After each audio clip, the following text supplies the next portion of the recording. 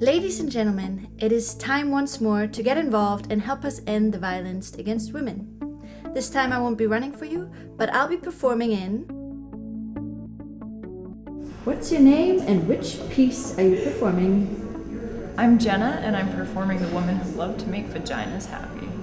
I'm Elena and I'll be performing the introductions. I'm Golzar and I will be performing My Vagina Was My Village, as well as I will be orgasming because she likes to make my vagina happy. My name is Sunny Farnsworth. I am directing the Vagina Monologues at the new school this year. This is my 5th year doing VDay shows, my 2nd time directing Vagina Monologues. Why are you involved in the show, Jenna? I think I always wanted to do Vagina Monologues since I first saw the monologues 10 years ago. I've been doing the Vagina Monologues for 4 years now. I guess I first got interested just because I didn't know anything about the show and I wanted to learn more about it. And I fell in love with it, and so every year I just keep doing it, and I'm being involved in the VDay campaigns, and I think it's a great cause, and I think that every woman and man should see the show.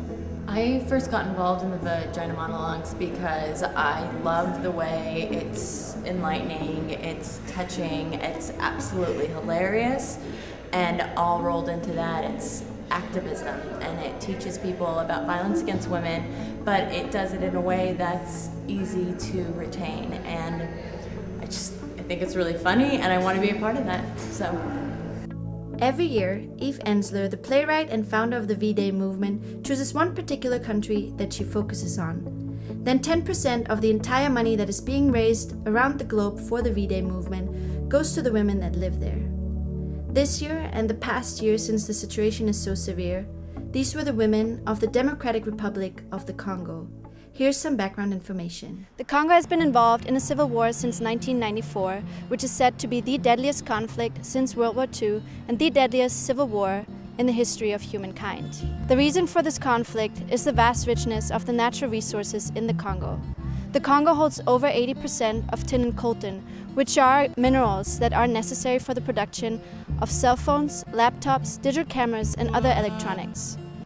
Armed forces have formed in order to take control over these mines, and they have been driving out the population by raping the women and destroying them mentally and physically. Since 1998, over 5.4 million people have been killed. Over 1 million people have been displaced. 45,000 people are dying monthly, half of that being children, and they're dying of hunger, diseases, violence, and the displacement. 33,000 children have been taken by the armed forces, boys to work in the mines and girls to work as sex slaves. Over 300,000 women and children have been raped and tortured.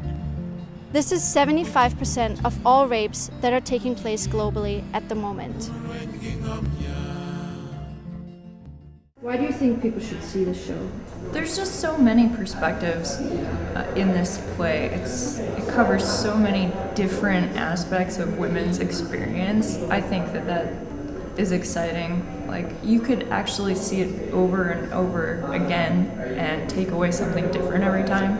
I think every woman has a different kind of relationship with their vagina, and I feel like this show helped me understand my vagina, and I think definitely other women and men help them understand women better. Everybody who ever comes to the Vagina Monologues productions we put on always enjoy it, and they always want to come back, and they always think it's hilarious. But overall, it's a great place for men and women to understand not only their vagina, but issues surrounding women, violence against women. And a lot of men have approached me after, just amazed, like I had no idea these things were going on, and so appreciative for learning these things. It's just a great venue for it. When I directed this show my senior year of high school, I went to a school where sports were a big deal. There were a lot of mostly boys who were at my school as postgraduates. They had been recruited to play sports. They didn't really care about a whole lot else besides their sport and their season. But we did our production of the Vagina Monologues, and we had an open dress rehearsal. and this kid who was in one of my classes who I knew as like the varsity football player who I thought would never come to see the show, never get the show, never understand why we were doing it or what it meant.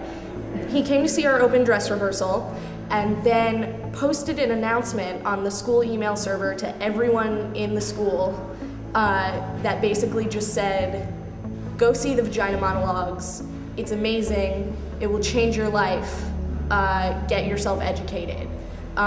So as awesome as it is to hear from people who I know understand what the show is about, that they really love it, it's those moments when people who you would never expect to understand what the show is about or to connect with the show really get something out of it and are really changed by it. That's why I do it, and that's why I think that everybody should come to see it.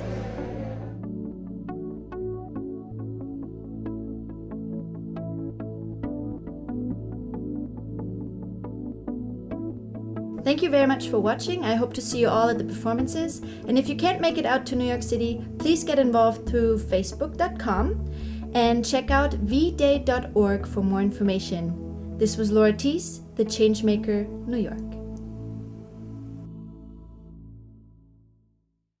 Great, thank you. Can we see a V?